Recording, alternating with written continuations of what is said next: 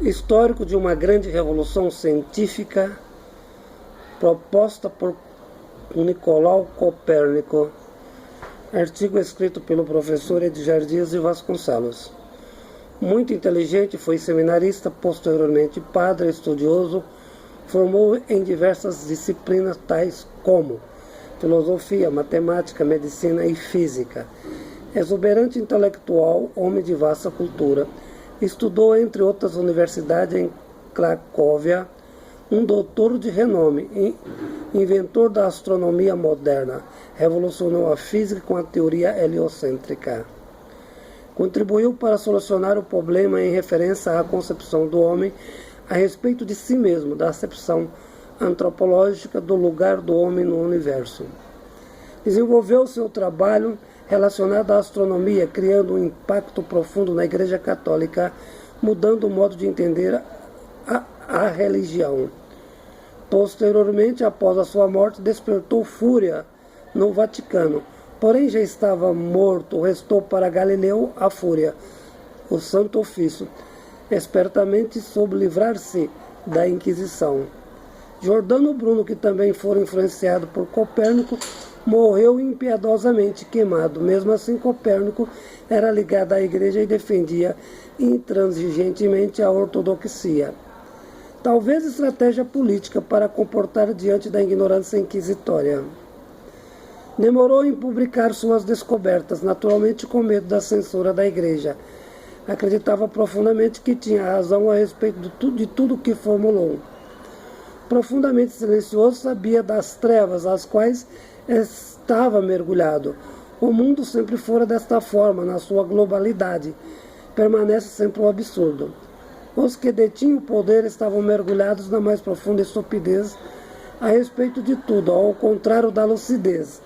Antes de Copérnico, a visão de mundo entendida como correta era defendida por Aristóteles e Ptolomeu, a Terra exatamente como o centro do universo. O Sol, a Lua, todos os outros planetas, as estrelas, giravam em torno da mesma.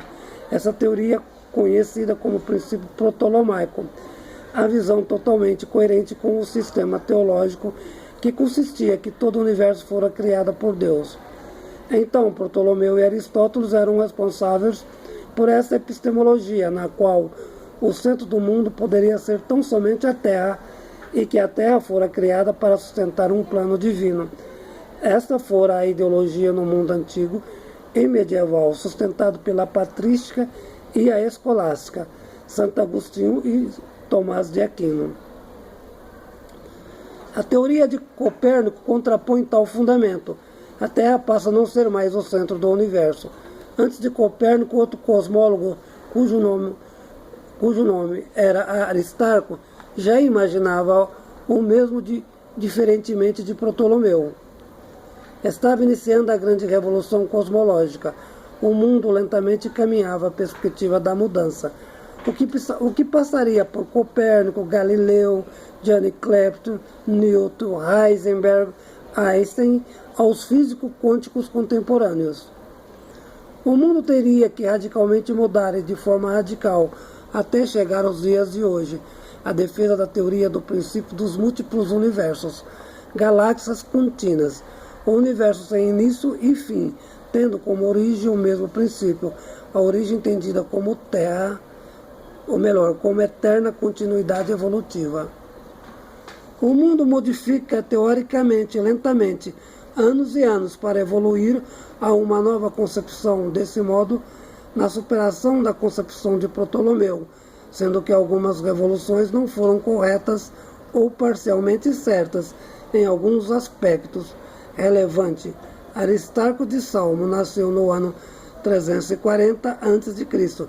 Sua concepção era de que a Terra não poderia ser fixa, isso porque ela girava em torno do Sol, do mesmo modo os demais planetas, uma concepção revolucionária para o seu tempo histórico, não imaginável para a sua época. A sua teoria foi reinventada por Copérnico. De certo modo, a concepção heliocêntrica passou ao mundo como se fosse desenvolvida somente por Copérnico, o que não corresponde à verdade. Um padre esperto e genial ao mundo da astronomia. A teoria de Aristarco foi reformulada de uma forma mais completa, a Terra tendo naturalmente um movimento duplo, o que deveria ser entendido na sua consistência. Por um lado, entendeu Copérnico, a Terra gira em torno do seu próprio eixo, completando a sua volta em torno de 24 horas, e por outro, em volta do Sol, em torno de 365 dias, o que equivale a um ano. Esses são os movimentos que determinam a historicidade do tempo. Muito interessante tal teoria. Se não tivesse sido formulada desse modo, o mundo não teria desenvolvido da forma que está organizado hoje. As coisas não poderiam ser ordenadas nas suas funcionalidades. Veja a importância de Copérnico. Esse sistema centrado em torno do Sol retirou a Terra como centro do universo. Sofreu profunda resistência da Igreja. A teoria heliocêntrica entendeu o homem não mais como centro do universo. Por meio de cálculos pitagóricos, Copérnico conseguiu objetivamente desenvolver várias observações astronômicas com relativa previsão. Começou a despertar atenção ao meio científico. Ele aos poucos começava a ficar famoso. Sua teoria era complexa demais, e o Vaticano, que tinha ausência de cultura, inicialmente para a sorte de Copérnico, não percebera a extensão da sua acepção científica. Copérnico, com medo do Vaticano, sempre defendera que seu trabalho era apenas um cálculo hipotético, nada científico, mas com o tempo suas hipóteses começaram a tomar outras configurações. Com o passar dos anos, devido às evidências, o trabalho de Copérnico passou a ser defendido por outros cientistas famosos.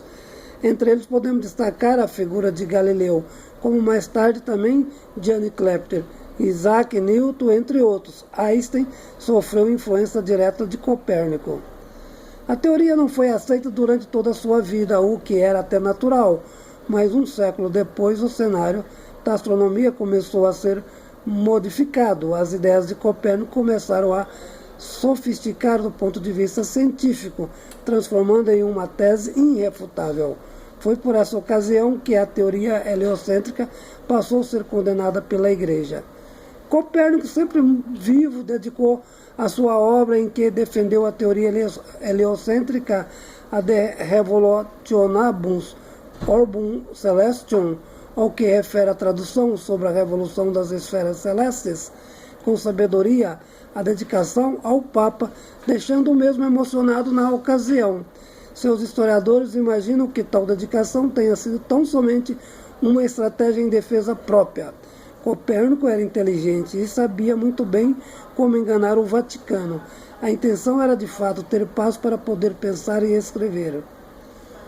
O que é perfeitamente correto. Os intelectuais procuravam tirar vantagem às coisas em que o Vaticano tinha de melhor a vaidade e ignorância.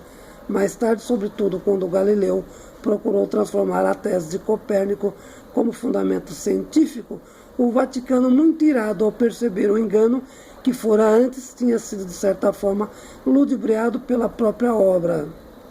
Condenou veementemente o livro de Copérnico como heresia, trabalho detestável, o qual não deveria ter sido entendido como científico. Era tarde demais.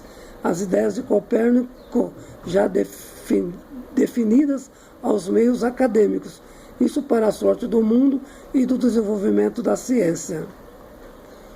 O chamado efeito hipotético de Copérnico fora tão grande no mundo científico que os maiores filósofos e cientistas começaram a utilizar a expressão Revolução Copernicana. A partir desse momento, Galileu transformou a hipótese de Copérnico da teoria heliocêntrica como paradigma para a nova ciência. Copérnico possibilitou o nascimento da era científica, ajudando a remover crenças, superstições, entre elas a principal. Se de fato é a Terra que se move em torno do Sol, não teria sentido o que está escrito na Bíblia, como palavra de Deus, em que o profeta mandou o Sol parar e o Sol parou, quando na verdade Deus teria que ter pedido a Terra para parar. Se Deus fez o mundo, desenvolveu a física, formulou suas leis, posteriormente, quando o mundo foi feito, esqueceu as leis feitas por ele, os fundamentos da física, a reflexão teológica, contraria ao próprio fundamento hermenêutico. Isso significa que a Bíblia não poderia ter sido inspirada por Deus, porque não é possível entender Deus sendo ignorante e mentiroso. Desse modo, o estrago exegético foi terrível.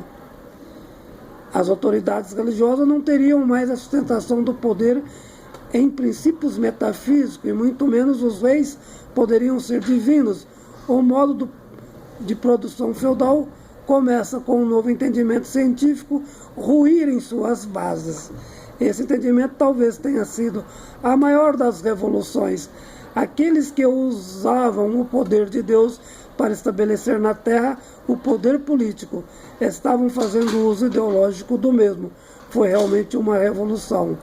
A importância de Aristarco, Copérnico, Galileu, Kepler e Newton, posteriormente Einstein, com a sua teoria da relatividade. Heisenberg, com o princípio da incerteza, levar a ciência a uma contínua e imponderável revolução, cujas consequências serão incalculáveis em relação ao futuro. Artigo escrito pelo professor Edgar Dias de Vasconcelos.